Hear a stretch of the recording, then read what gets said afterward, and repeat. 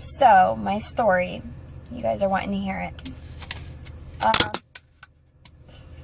Sorry. Let's see. Okay, so, from the age of 3, I was a cheerleader. My mom was a cheerleading coach. My dad was a football coach. And my brother was 2 years older than me. He played football, and him and my dad raced four-wheelers and go-karts. We had a track out in our backyard, and that's how we would tell people how to find our house, with the track out in our yard, because it was so big. I don't know. It was just I had a great childhood. We would go to Waco, Texas for Christmas every year for quite a while, until my aunt and uncle moved up here. But we went on a hot air balloon, and half the town came and watched us go up in it. That was so cool. I'll have to show you guys some pictures without me in it, because I look like a dork. Anyways, so I cheerleaded until I was a freshman. When I was 16, my parents decided they were getting a divorce. My mom worked 2 jobs so she could get her house and back on her feet. So, that gave me a lot of freedom. And my dad, he was doing his thing and working. So, I hung out with older girls, like girls that were in my brother's class, because I just always hung out with older people. I mean, I was friends with everybody, but my brother, he used all my friends, and his friends used me. So it was like a win-win situation. Like, I was a freshman, and I got my virginity taken by a varsity football player. It was just, I don't know, bragging rights, I guess. And sad to say, but yeah. Anyway, so I went to a party December 9th, and it changed my life forever.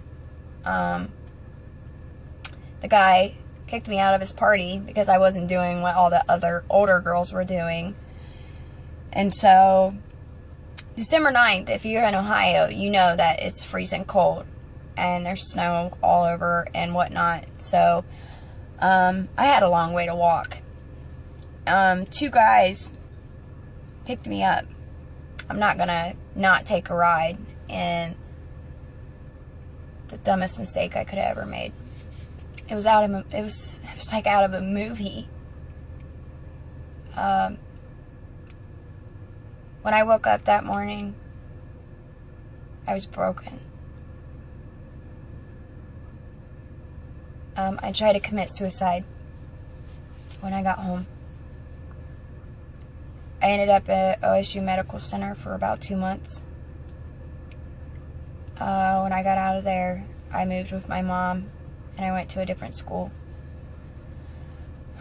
I hung out with the troubled kids because I didn't cheer anymore. I didn't, do what I was normally doing, because I didn't have the normal people that I used to hang out with. Everybody knew who I was. And I no longer had my brother there to protect me. I loved being Keith Robinson's sister, because everybody knew who he was, and I don't know, it was just really cool. So I wanted to be and do everything he did. So besides drinking and eating rolls on the weekends, I went to cosmetology school, and we would leave half the day. I ended up dropping out. But it didn't spiral until I got pregnant with my son. His dad moved me out in the middle of nowhere. We lived like in Amish country. I had Colton a week before my 21st birthday. That's when he was due. So that was kind of crazy. But when I left the hospital that day, I had magic pills. And those Percocet, I was super mom. I was super woman. I was super baby mama girlfriend. My house was spotless. You know, it wasn't hard at all. People warned me about having a newborn. Dude, that was simple. Those Percocets made it simple. They were my best friend. His thing was alcohol and work and splitting wood, and mine was pills and my son. So it went from Percocets to Oxycontin to Opanas to heroin. My Oxycontin dealer passed away, and so a friend of mine met a Mexican and brought heroin, and the whole group just, it was like a domino effect. I snorted heroin for about a week until somebody said, if you're going to do heroin, you might as well do it the right way. And I was like, well, I'm different than you. I'm not going to get hooked to it. I can do it once and walk away. No, I got just as addicted to heroin as I did that needle. And that was just as hard to get away from. Any other pill from then on out, I didn't want to do it unless I put it in that. It's stupid. It spiraled. I stole his dad's, one of his favorite guns, and that was the end of me and him. I went to treatment twice. Once for my mom and dad, and the second for Colton. This third time I went because I was dying. I was on death's door, and I was knocking, and I could not wait to get to the other side. I was done with it. I hated my life. I hated myself. I hated what I became. I was a monster. I was literally a monster, and I didn't want to be around anybody. I was so broke and ashamed, and I had so much hurt because I never wanted to let my parents down like that. You know, they were always proud of me growing up, and they have nothing to brag about me or my brother about anymore because we were junkies, and we were stealing from people, and we were doing things that, you know, Robinson was no longer a good name for us because of what we were doing. So, finally my mom found me, and she said, okay, she said, I can't do this anymore. She said, I haven't slept since we haven't been able to find you. I have $300, and you're going to get $300 worth of dope. We're going to go plan your funeral, and you're going to tell your kids goodbye, or you're going to write a letter. She said, I can't do it no more. I'm waiting for the call that you're dead, and I'm about to die myself. Like, I mean, she was seriously about to have a nervous breakdown because of me. And what's sad is I didn't even worry about saying goodbye to my kids at that time. I was more worried about, heck yeah, $300 worth of dope. Where am I going to find it? I got on the phone. I was all excited, and